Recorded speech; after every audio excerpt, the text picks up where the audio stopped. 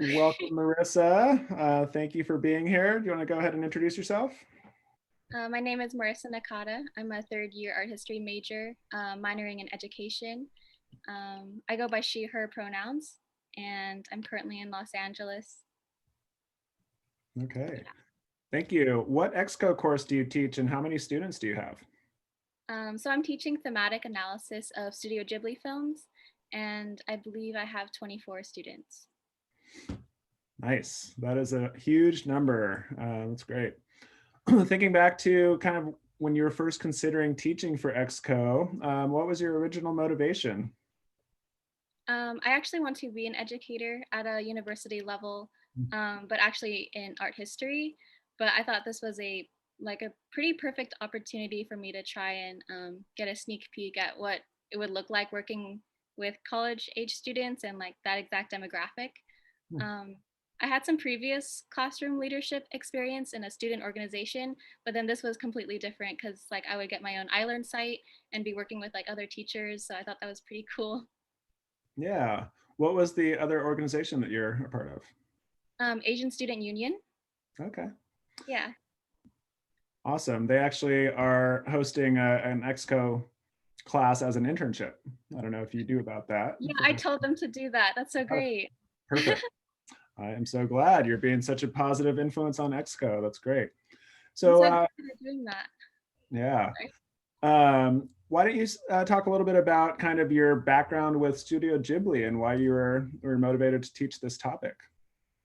I basically grew up on Studio Ghibli films, and I guess it was just like a hobby of mine to just analyze films. I don't have like the technical experience in like cinematography or anything like that, but I do like seeing the themes in them and how they relate to like modern day events or even historical ones. And I didn't know what I wanted to choose to teach about because I didn't know what I had like knowledge in, and I didn't feel comfortable doing an art history one yet. So I just chose like a hobby of mine, and it turned out to be really great academically and like engaging with a lot of students. So I'm super excited about it. Yeah, that's great. And you have a couple students, current students who are taking it over for you for the spring semester, which definitely shows the impact as well. Studio Ghibli is a Japanese based animation studio, and they deal with a lot of themes like environmentalism, feminism, war, family and friendship, courage and growth. And um, these themes, they may seem very like subtle in the films, but once you notice that they're there, they're very apparent. And then they also correlate to some very contemporary socio-political events and stuff like that. Wow. And so your class is about analyzing those themes and really bringing them to the front. Yeah, great. Mhm.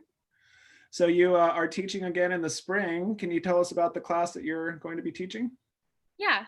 So it's based on art sketching as a very low stress activity, as well as I'll be teaching about Black, Indigenous, people of color art history. So I think my main goal is to decentralize the European art canon, as well as promote like um, a really positive vibe around art and sketching, because a lot of people, when I tell them that I'm an arts major, they'll always say like, oh, I can't even draw a circle or a line. And I say like, well, I can't either, but that doesn't make me like a bad artist or anything. So I just want to show people that it can be a very fun activity to do, and you don't need to be technically skilled at it to enjoy it or have good art. Great. And what a great combination to combine that with the BIPOC history and art history. Yeah, it's great. All right. Thinking about yourself as a learner and kind of thinking self-reflexively in that way, what kind of learner are you and how does that inform your teaching? I do really well in class discussions and talking with my peers. I also really benefit from just the traditional lecture and note taking, but I know a lot of current students, that's really difficult for them. So I also provide like readings and videos as well as the class discussions. So there's like different ways that they can learn and engage with the material. Um, for my students, I think that they do like the class discussions. um, One rough thing was that I was putting them in breakout rooms and giving them just like some questions to be thinking about and talking about. But in Zoom environment, that could get really awkward. Mm. And so they told me about it though. I got feedback on that, and so actually a couple weeks ago, I tried a new format of doing a whole group discussion at the beginning and then moving into breakout rooms. So yeah, it was really great to get that feedback and like change up the structure a little bit so it's better for all of us. Can you describe a kind of a typical day or? So my class is built up in units. So every 2 weeks we focus on one specific theme. So for example, we'll have one theme like environmentalism. And then so the first week I provide with them the like a presentation that I create as well as readings and videos. And then they participate in a group forum and respond to a peer. And then that way they can think about what they've been reading and consuming. And then we come to the group forum or the group discussion the Mhm. next week so we can all talk about it. Great. So that's as teachers, that's what we call really scaffolding the discussion. So you build it up in smaller steps, and then when they get to the larger group, they're definitely ready to discuss because they've gone through all the pre-discussion steps. That's great. Are there any other breakthroughs or successes that you can think of at the top of your head?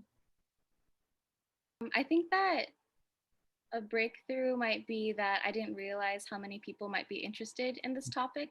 Mm-hmm. And I think it's a really interesting topic to get involved in just because there are so many layers to it.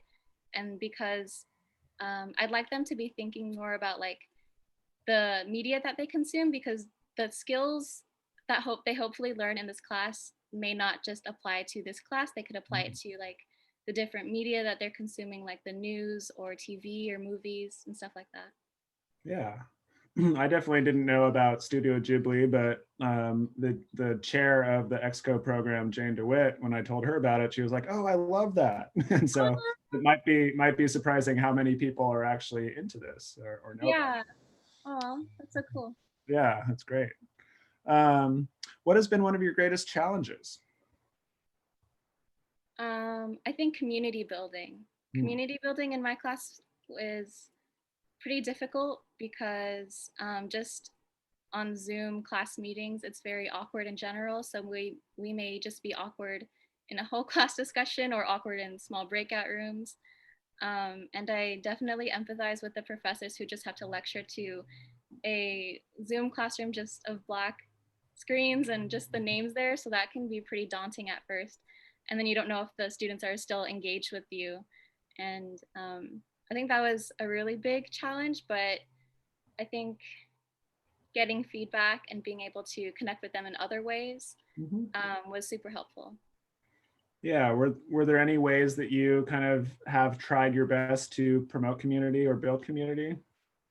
I have a forum at the top of my island page where like students can share things. It's mostly me posting a lot of really cool resources about Ghibli, but Mhm. then in some of the group meetings, some people have told me what they've been looking over, or maybe like posting on their own or sharing something in the group discussion that I can also post later in there. So Yeah, I think that's pretty cool. great. Um, Thinking larger about community, how would you describe the SF state community, maybe even in your past experience before the pandemic and now? And why is that important to you? Why is the SF state community and our values important to you and your students? I think that even historically, SFSU has been very dedicated with building and expanding curriculum and just very dedicated to knowledge. Mm, And so being able to learn about like the Third World Liberation Front through like Asian Student Union, and then being able to connect that with how the experimental college was also involved, mhm, I think that was very interesting because SFSU has these intersectionalities that not all other colleges have. mm. And that's such a special thing for our students to be able to experience during their time here.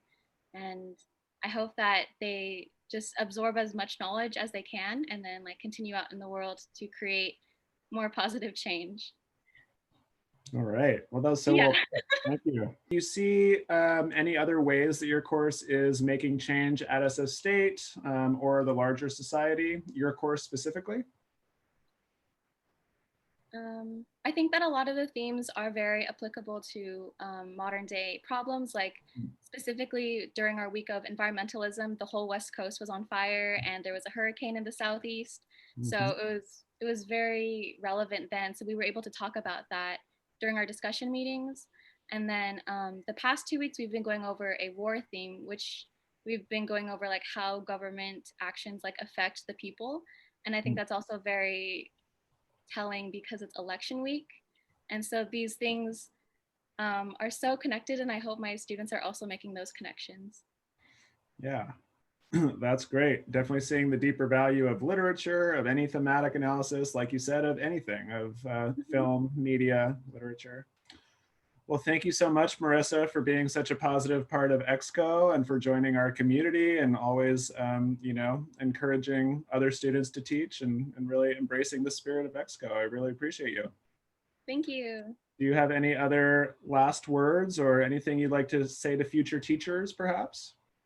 Um, to future ExCo teachers, I'd like to tell them to not stress out too much about forming your class and communicating with your students. Like just keep learning as you go. We all make mistakes, and so as long as you keep learning from that and how to be a better educator, I think that it's all worth it.